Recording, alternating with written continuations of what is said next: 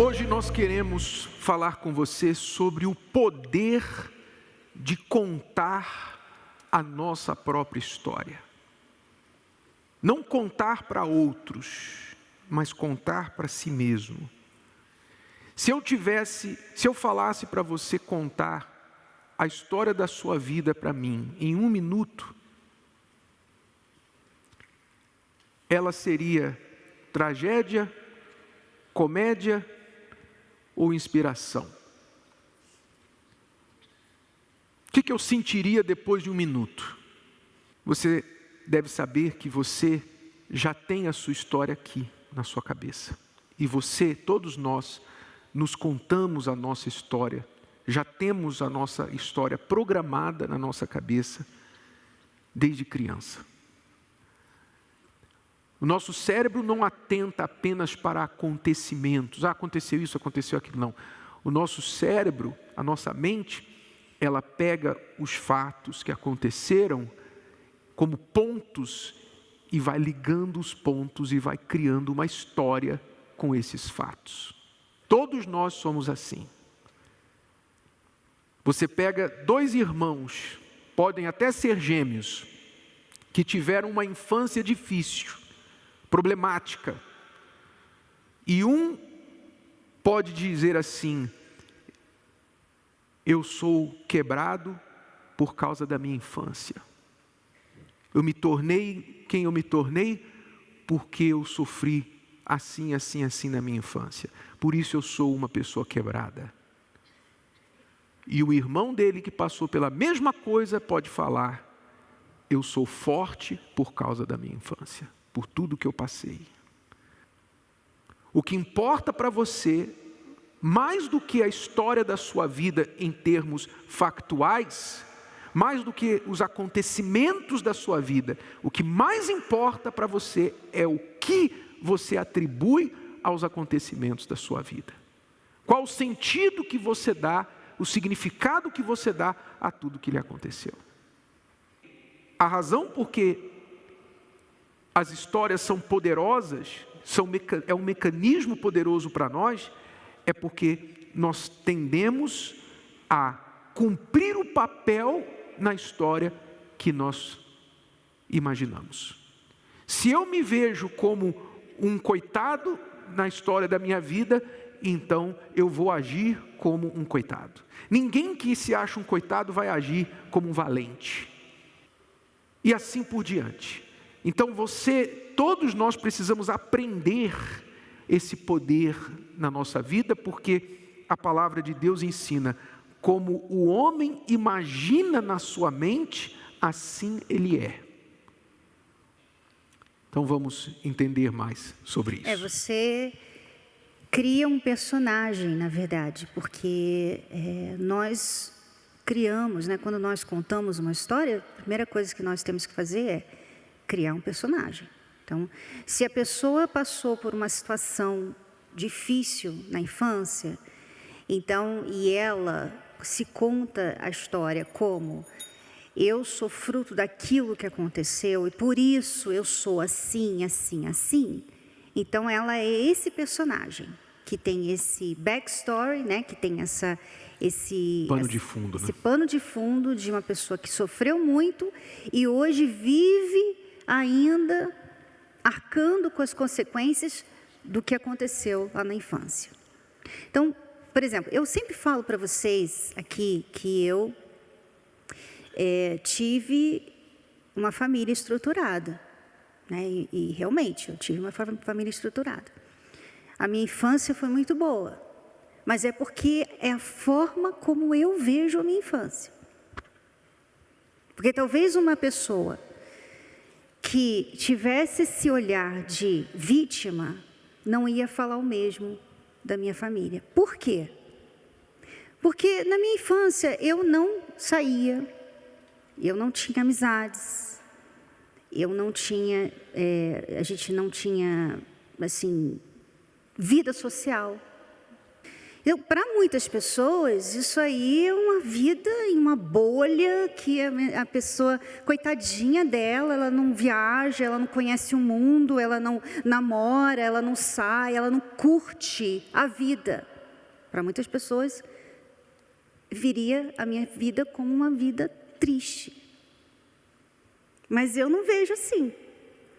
Antes de conhecer o Renato, na escola, eu via as meninas saindo, às vezes perguntavam para mim, você não sai, você não vai, né? Naquela época não era balada, era outro nome, nem lembro agora, discoteca, eu acho, né? E eu lembro que eu não sentia vontade de ir. Eu olhava para a vida delas e eu falava assim, olha só como elas são tristes, toda hora tem um namorado, está sempre triste porque perdeu, né? Ou fica se vingando do namorado, conseguindo outro. Então, eu observava a vida delas e eu olhava, poxa, eu não. Deus está me guardando, Deus está caprichando. Então, meu pai não estava em casa, ele não saía com a gente, ele não ficava conversando ali, não tinha isso. E nem por isso, para mim, ele foi um mau pai. Por quê? Porque a minha mãe, ela falava para mim assim, seu pai está na igreja, ajudando as pessoas. Então, eu não me sentia desvalorizada, mas era a forma como a gente via isso. Algumas pessoas no meu lugar, talvez, ficariam revoltadas com o pai, com a mãe. Puxa, eu não tive o que as outras meninas da minha idade teve, eu não fui para os lugares que outras meninas foram, eu não fiz faculdade, eu não fui. Eu não vejo assim. Mas muitas pessoas preferem olhar assim.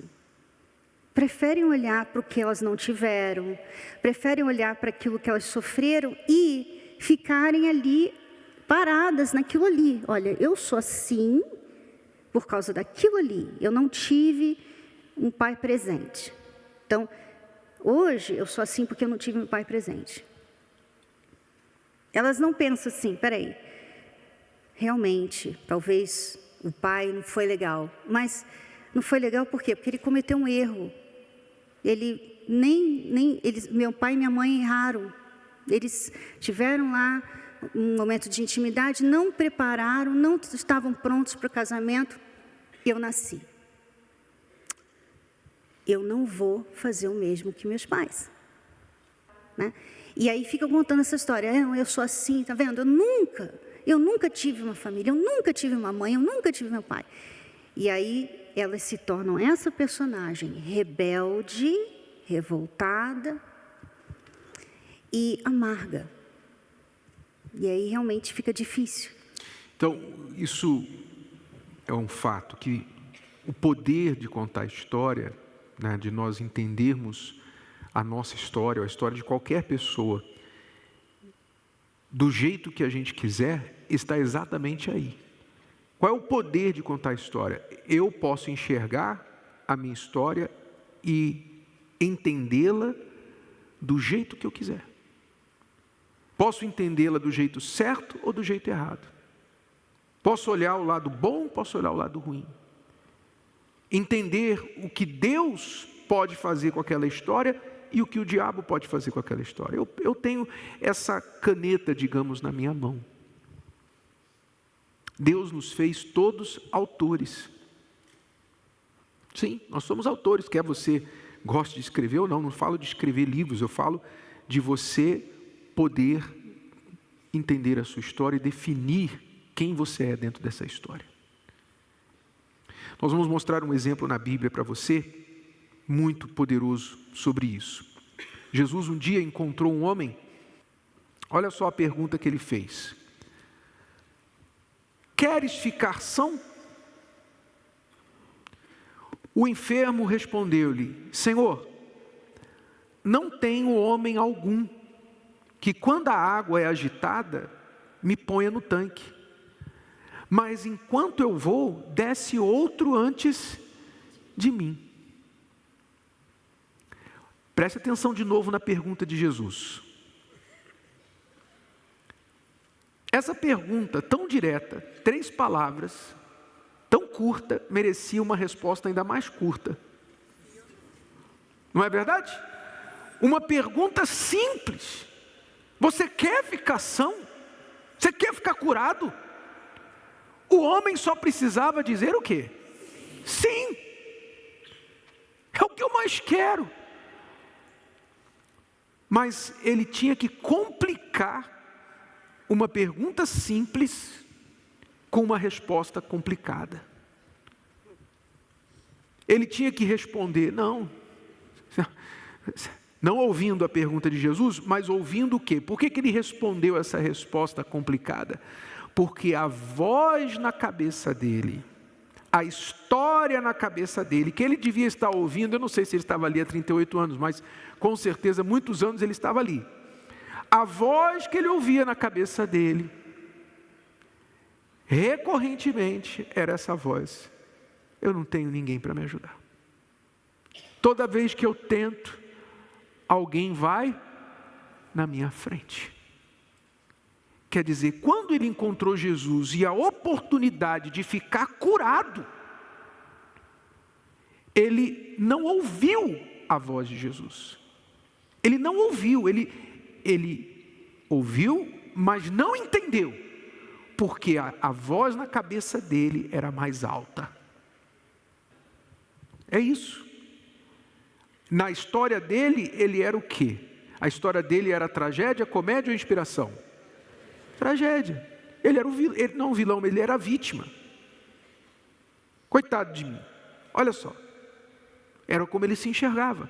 E você, a mesma coisa que acontecia com ele, acontece com todo mundo. E muitas vezes a pessoa faz terapia, vai num psicólogo, nada contra. Mas ela, por melhor que seja o psicólogo, por melhor que seja a terapia, ela pode até entender por que ela é assim, mas aí ela chega num limite, ela bate numa parede, onde o máximo que ela aprende é: você agora tem que aceitar que você é assim. E se tentar lidar com esse fato que você é assim. Ou seja, não há uma previsão, uma ferramenta, uma chance, uma esperança de que, apesar disso, você pode ser uma pessoa vitoriosa. Você pode, na verdade, até usar isso como combustível para você ser uma pessoa muito melhor.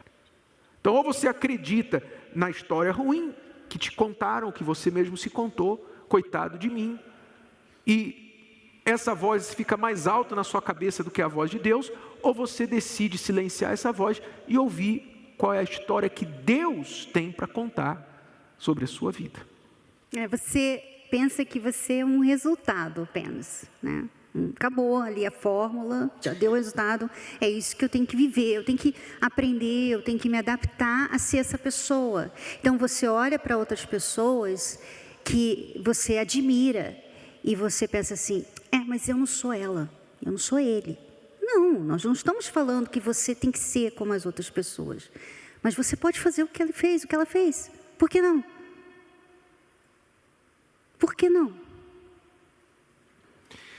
Se você pensar, o diabo sabe desse poder de contar histórias, e ele usa isso também muito bem. Porque se você pensar lá no início de tudo, quando ele enganou Eva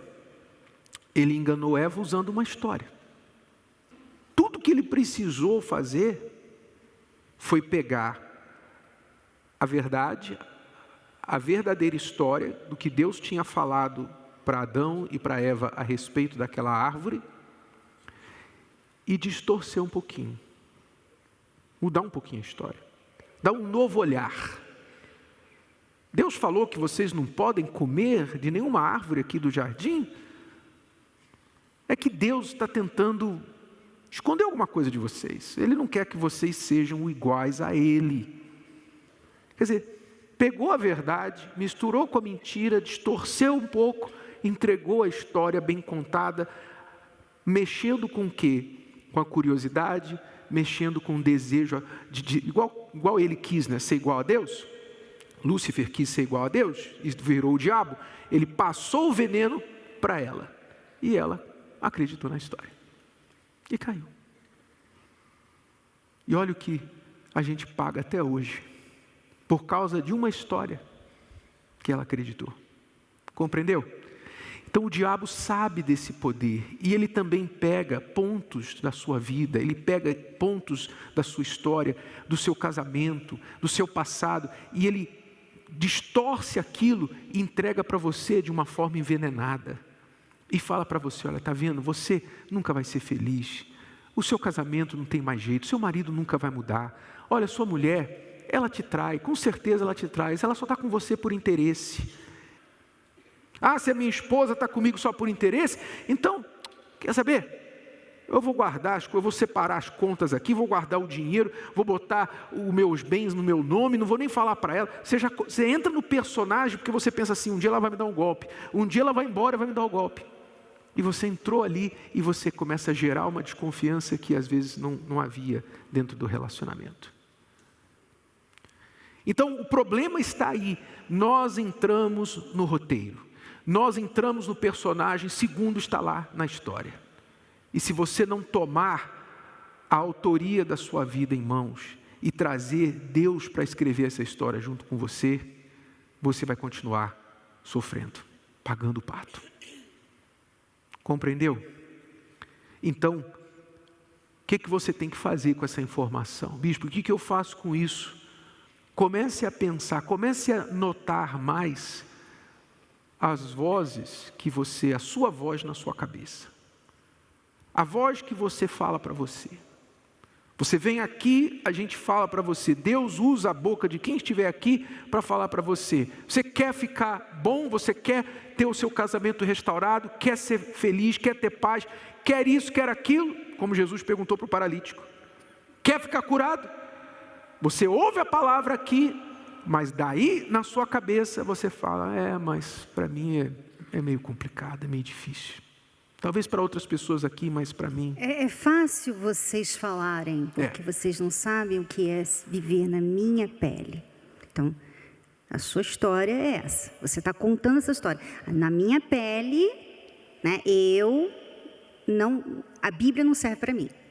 A palavra de Deus não pode me mudar. Ela não pode me lavar, não pode me limpar. Jesus não pode me transformar em outra pessoa. Não, porque a minha história é diferente de todas as outras. E ninguém consegue te convencer do contrário. Ninguém. Porque você já ouve isso como um disco riscado na tua cabeça. Isso está gravado na tua cabeça. E para quebrar isso, você primeiro tem que identificar isso. Você tem que identificar que você abraçou a história errada para a sua vida. Você tem que identificar isso. E falar, é verdade. Você tem que identificar. Primeiro você identifica as vozes das suas histórias ruins.